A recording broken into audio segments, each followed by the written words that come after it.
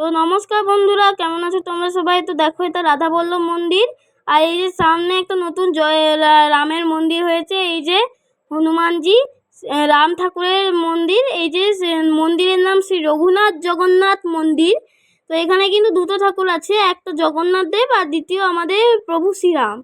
তো এই যে আমি যাচ্ছি, দরজার দুদিকে একজন দেবী আর একজন দেবতা আছে। তো এই যে দেখছেন ধনলক্ষ্মী, ঠিক আছে, মা লক্ষ্মীরই একটা রূপ। তো এই যে দেখছেন ধনলক্ষ্মী। আর বলে রাখি, এখানকার সব মূর্তি কিন্তু সিমেন্টের মূর্তি বলুন, স্কাল্পচার বলুন, ভাস্কর্য বলুন, সবই কিন্তু সিমেন্টের। খালি রাম আর হনুমান, রাম আর জগন্নাথ দেবের মূর্তিটাই আলাদা। তো এই যে দেখছেন, এটা হলো সোমদেব অর্থাৎ চন্দ্রদেব। তো এই ঠাকুরের নামই সোমবার নামটা হয়েছে। তো এবার আমি মন্দিরের দিকে যাচ্ছি। তো এই যে দেখছেন, এখানে ধূপবাতি জ্বালানোর জায়গা আছে আর একটা ব্যারিকেড করা আছে, দেখতে পাচ্ছেন। তো এই যে রামনবমীতে উদ্বোধন হয়েছে মন্দিরটা। তো দেখুন কত সুন্দর হয়েছে এই বছর রামনবমীতে, ঠিক আছে। তো এবার যাচ্ছি। তো এই যে আমাদের মন্দিরে এসে গেছি। তো এই যে এখানে কিন্তু এই সাইডে একটা গণেশ ঠাকুরের মূর্তি আছে, ঠিক আছে।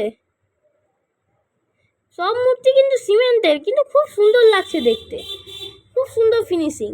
তো এই যে রাম লক্ষ্মণ সীতা আর হনুমানজি, এই মূর্তিটা আনা হয়েছে রাজস্থানের, যেখানে মার্বেলের পাথরের মূর্তি তৈরি হয় সেখানে। তো দেখুন কত সুন্দর ঠাকুরের চোখ আর রূপ, দেখে চোখ ফেরানো যায় না। আর এই যে আমাদের জগন্নাথ, এনারাই কিন্তু প্রতি বছর রাধাবল্লভের রথে চেপে মাসির বাড়ি যান।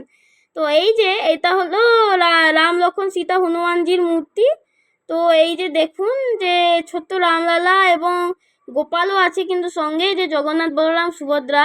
সত্যি মন্দিরের ফিনিশিং অনবদ্য, পুরো মার্বেল টাইলস বসিয়ে কত সুন্দরভাবে করেছে। আর এই যে দরজাটা দেখায়, এখানে তিরুপতি বালাজি, তারপরে রাম সীতা সঙ্গে হনুমান, তারপরে আছে রাধাকৃষ্ণ, তারপরে সব থেকে নিচে আছে নৃসিংহদেব, ঠিক আছে।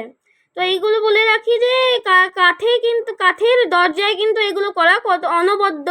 তো এই যে শিব আছে, এই যে মা সরস্বতী, এই যে গণেশ, আর এই যে নিচে আছে মা লক্ষ্মী, ঠিক আছে।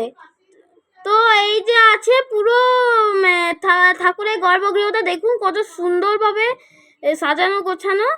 তো এই যে কত সুন্দর আলপনা দেওয়া। তো এবার যেটা বলছিলাম যে এই মন্দিরটা কিন্তু বেশি পুরনো নয়, নতুন মন্দির। তো এই যে ভাস্কর্য করা আছে এখানে, যে একটা জায়গায় দীঘায়, পুরীতে জগন্নাথ মন্দিরে রথযাত্রায় চৈতন্যদেব কীর্তন করছেন। আর এই যে যেখানে এই যে রাম সেতু তৈরিটা দেখাচ্ছে, দৃশ্য করেছে। তো এইখানে আমি রাম মন্দিরে আছি, আর ওইখান থেকে দেখুন রাধাবল্লভ মন্দির আর ভোগ মন্দিরটাকে।